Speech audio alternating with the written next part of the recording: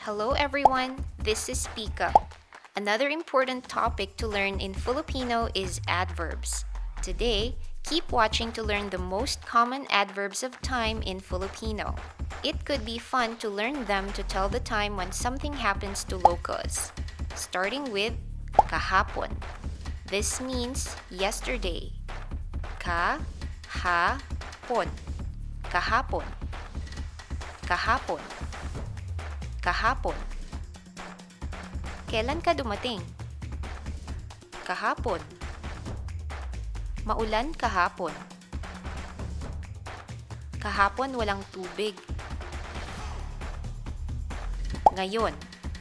This could translate to now or today in English. Ngayon. Ngayon. Ngayon. Ngayon. Kailan ba ang birthday mo? Ngayon po. Wala akong pera ngayon. Maaraw ngayon.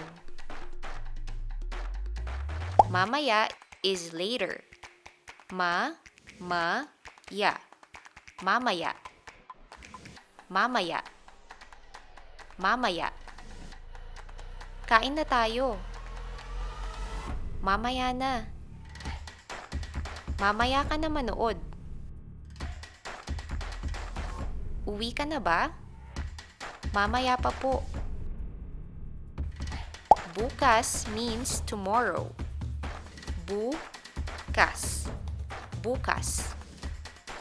Bukas. Bukas. May bagyo bukas. Kailan ang birthday mo? Bukas po. Bukas na ang exam ko. The last one is kanina. This means a while ago. Ka-ni-na. Kanina. Kanina. Kanina. Nagugutom ka na ba? Kanina pa. Mahangin ba kanina? Saan ka kaninang umaga?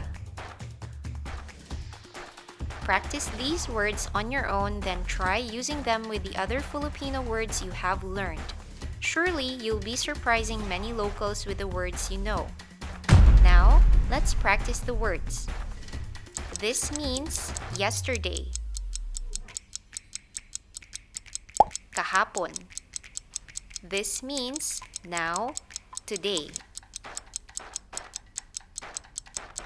Ngayon. This means later. Mamaya. This means tomorrow. Bukas. This means a while ago. Kanina. I hope you found this video helpful and fun. Thank you for watching. Paalam po.